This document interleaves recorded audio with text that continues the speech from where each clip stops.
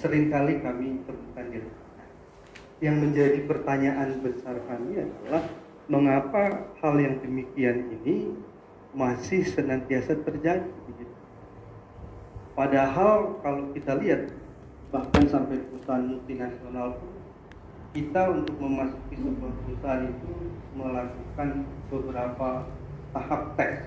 Mungkin ada yang sampai 8 kali, 9 kali tesnya. Ini saya diantaranya wawancara, psikotes dan lain sebagainya, hingga berpendidikan tinggi, memiliki skill dan kompetensi dan lain sebagainya. Nah, dari hal itu, secara sains juga telah dilakukan untuk mengantisipasi adanya penyimpangan-penyimpangan tadi. Di antaranya ada training, workshop, seminar, coaching, pendidikan khusus, perubahan manajemen, revisi aturan, standard operation procedure, personalnya diganti, reward punishment, naikkan gaji, dan lain-lain. Masih banyak Pak. Ini sudah harian kami seperti itu. Nah, yang menjadi tanda tanya kembali, harusnya dengan adanya semua upaya tersebut itu menciptakan hasil yang positif dan berkesinambungan. Namun pada kenyataannya mengatakan lain, di mana penyimpangan tetap terjadi. Pelakunya kadang-kala kami juga termasuk orang-orang yang notabene tidak seharusnya melakukan hal yang demikian, dan kalaupun ada perubahan hanya temporer, tidak kontinue, hanya sebentar saja, nanti dia kembali lagi ke perusahaan awal. Nah, dari sini kami melihat ada gap. Di mana gap?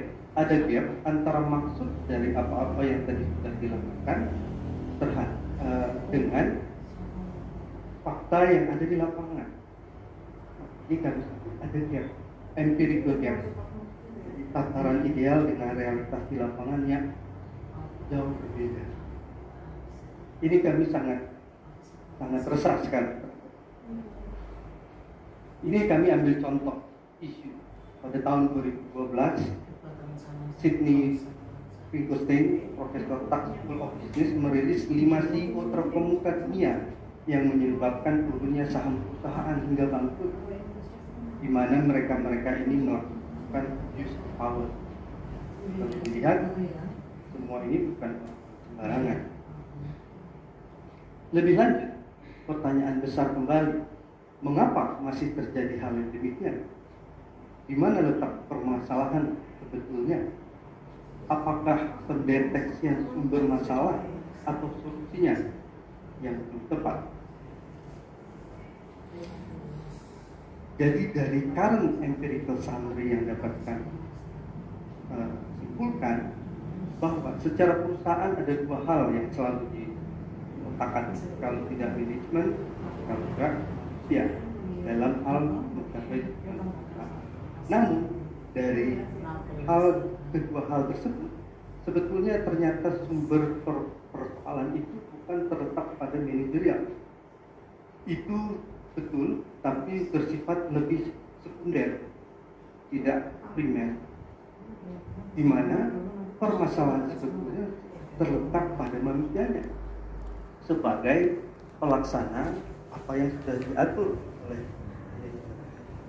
Nah, inilah dasar empirical, inilah yang lebih lanjut kami ingin melakukan penelitian secara ini.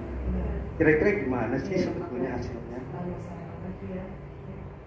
Objek penelitian kami adalah digunakan, kenapa?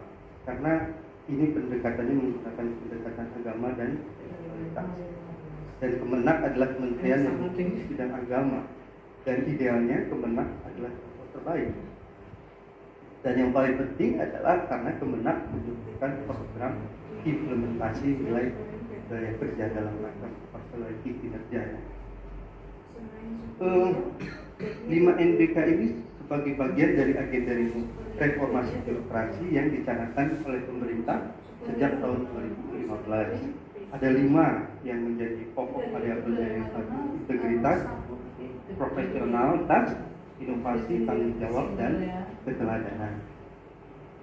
Di mana dari 5 NBK ini diharapkan termanifestasi dalam perilaku kerja karyawan dalam rangka birokrasi yang institusinya good.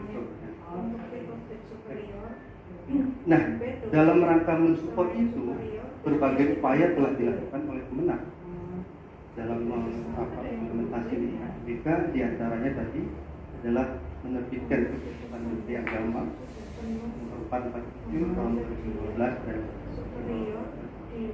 2012, kemudian melakukan sosialisasi ke subjek kerja dan memajang simbol-simbol NBK di sekitar.